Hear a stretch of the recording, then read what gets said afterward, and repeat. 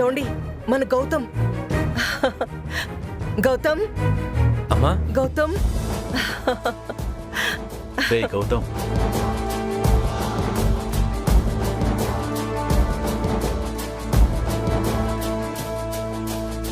ఈ రోజు నీకు బెయిల్ వచ్చేస్తే మనం హ్యాపీగా మన ఇంటికి వెళ్ళిపోవచ్చురా. అవునరా, నీకు ఎప్పుడెప్పుడు బెయిల్ వస్తుందా, ఎప్పుడెప్పుడు నిన్ను ఇంటికి తీసుకెళ్దామా అని మీ అమ్మ తెగ ఆరాటపడుతుందిరా. ఉదయం లేచిన దగ్గర నుంచి త్వరగా కోర్టుకు రావాలని ఒకటే హడావుడి చేసిందిరా. చంద్ర, ఓపికంటే ఇక్కడి నుంచి నిన్ను ఎత్తుకుని ఇంటికి తీసుకెళ్లిపోతుందేమోరా. చాలే చంద్ర, ఏంటి నువ్వు? అమ్మా, ఝాన్సీ వచ్చిందా? నీకు కనిపించిందా? లేదు నాన్న, నేను తన కోసమే చూస్తున్నాను. టైం అవుతుంది కానీ ఝాన్సీ ఇంకా రాలేదేంటా అనుకుంటున్నాను. కమలా, వాణ్ణి నువ్వు కంగారు పెట్టకు. ఇంకా టైం ఉంది కదా, ఈ లోపు ఏదైనా గుడికెళ్ళుంటుంది.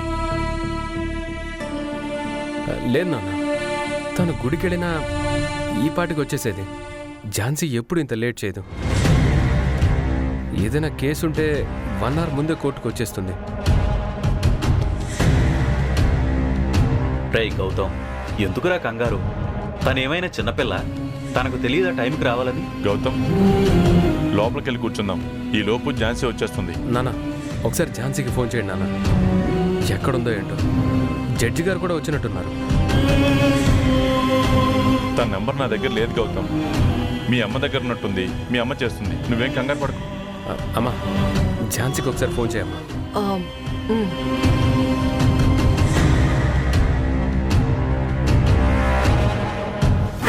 వదలండి! ఎవరు మీరంతా? ఎక్కడ తీసుకెళ్తున్నారు? హెల్ప్! హెల్ప్!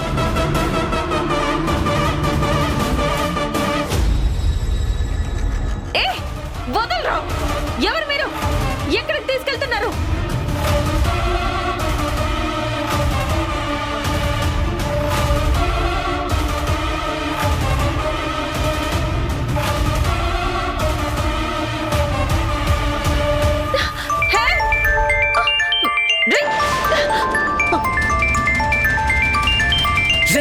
ఫోన్ కట్ చేయరా.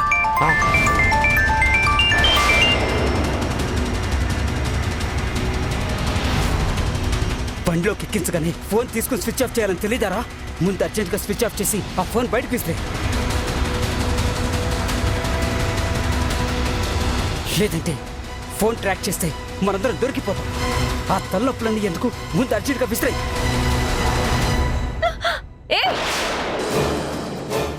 అయ్యో, వదలండి!